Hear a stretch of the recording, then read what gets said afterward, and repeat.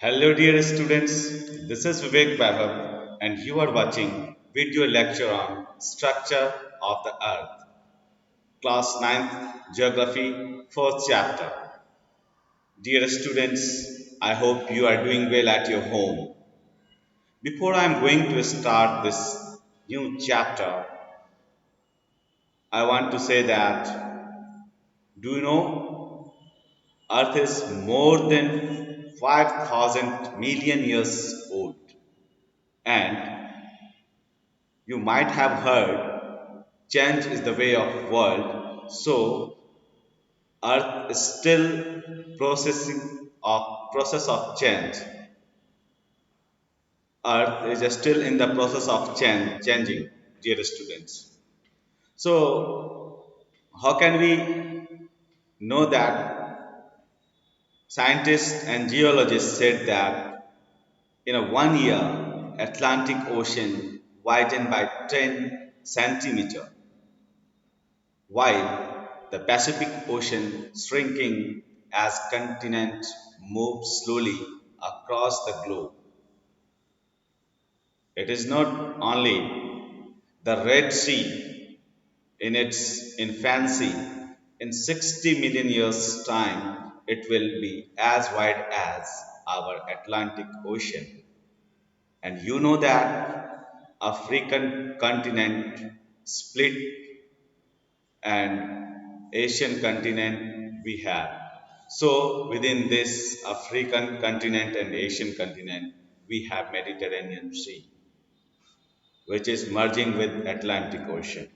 Dear students, these all are saying that change is the way of world, and on Mother Earth we can also experience change. Okay, so now layers, as you see, quite often than not, you observe what is in your surface of the earth. That means lithosphere, atmosphere, you can experience, and atmosphere, biosphere, hydrosphere, all these things. But what about inner parts of the earth? Do you know? So we are going to start learning of these things in this chapter. This is the prime and prime objective of this chapter, dear students. So, as you know that Earth is habitable planet, we can only live on this planet in our solar system. Dear students, you know that on Earth's surface we have atmosphere, we have lithosphere, we have hydrosphere, and these three sphere, when we have, it creates biosphere. That means we can live easily. Okay, so if Earth is habitable, these three factors, these three spheres is very important, and in the composition of these three sphere we have what? Biosphere. So where we live on Earth is actually Earth crust, as you seen in this picture. Okay. In between we have mantle. After that outer core, and after that inner core. So these four you have as a structure of the earth, inner and core, outer. One more question, because you all are inquisitive, so these sorts of question in your mind raise each and every time, or quite often than not. How can we know inner part of the earth? Is that any source? Yes, dear students. What is the source? Why should we understand about the interior of the earth? Because it is not possible to know about the earth's interior by direct observation, because you can't see, because huge size and changing nature of the interior compositions.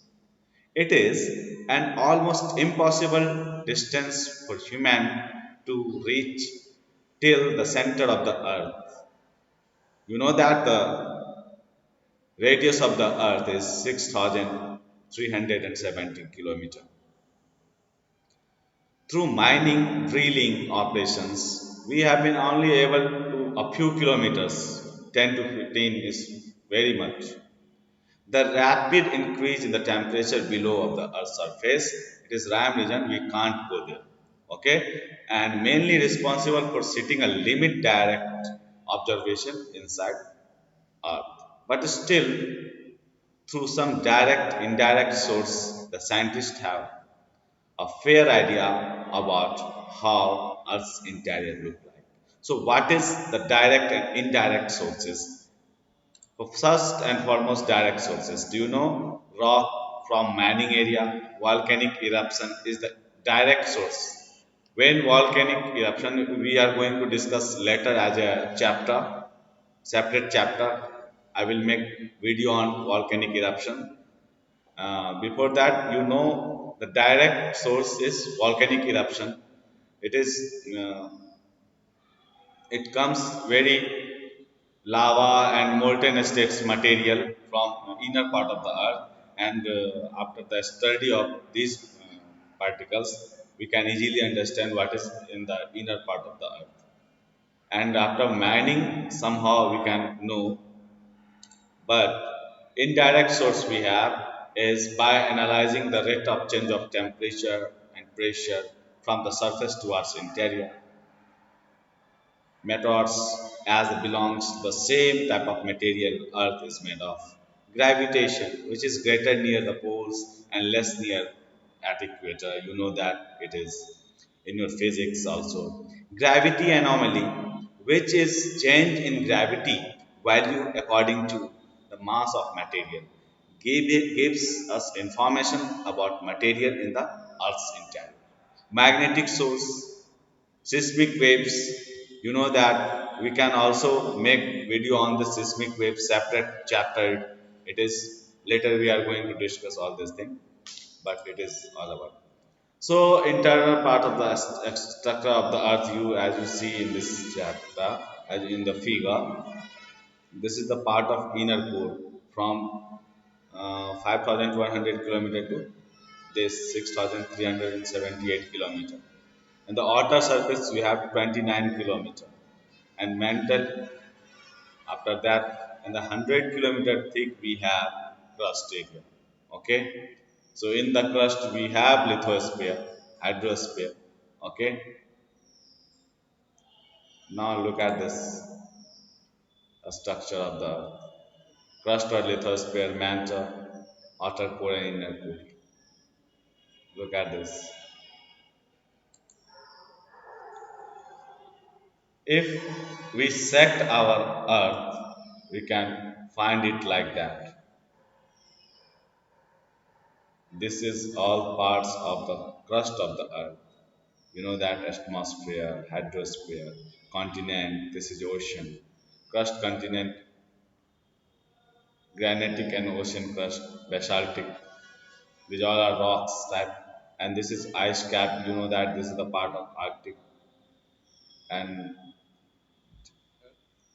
between this, we have crust and mantle. We have asthenosphere, rigid mantle, and after that we have mantle, outer core, and inner core. So one by one we are going to discuss all this. As you can also study like that, inner, outer, lower mantle, upper mantle. Sial, Sima, Nife is also sections of this structure of the earth. Silicon and aluminum crust of the earth you can find easily. So this is called Sial. Sima, silicon and magnesium is a mantle part, upper and lower both, and in the outer and the core surface we have nickel and ferrous. Okay, so from this part between mantle and crust, we have some boundary layer that is asthenosphere, and Beyond this boundary to the lower boundary of mantle, we have what moho discontinuity. We are going to also discuss of this thing, but in the picture you can easily visualize this thing. So from this asthenosphere to lower mantle, we have mesosphere, that is rapidity discontinuity, and from this outer core to inner core, we have bariosphere, and this is Gutenberg's discontinuity, and from here we have Lehenberg discontinuity. These all are scientists which is uh, which has been doing a study of inner part of the earth, and this is all about their their study. So crust, look at this part of the crust, upper crust. This is the continental area near the surface of rocks. This is ocean area, and lower crust. And after lower crust, we have more discontinuity. That means the boundary between mantle and the lower crust. So actually crust, it is outer solid part of the earth. You know that normally about 8 to 40 kilometers thick, but you have you seen it may be 100 kilometer. It is brittle in nature. Nearly 1% of the earth volume and 0.5% of the mass are made up of the crust. The thickness of the crust under the oceanic and continental area is different. In the ocean, we have thinner is about 5 kilometer, and as compared to the crust, we have 30 kilometer about. Okay, so major constituent elements of the crust is silica and aluminum. As I told you, this is called Cr.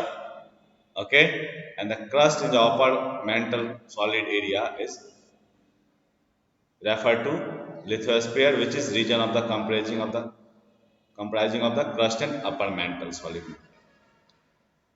Now density, the mean density of the material in the crust is 3 gram per centimeter cube, and discontinuity between hydrosphere and crust is termed as the uh, Cornard discontinuity. So this is all about crust you have.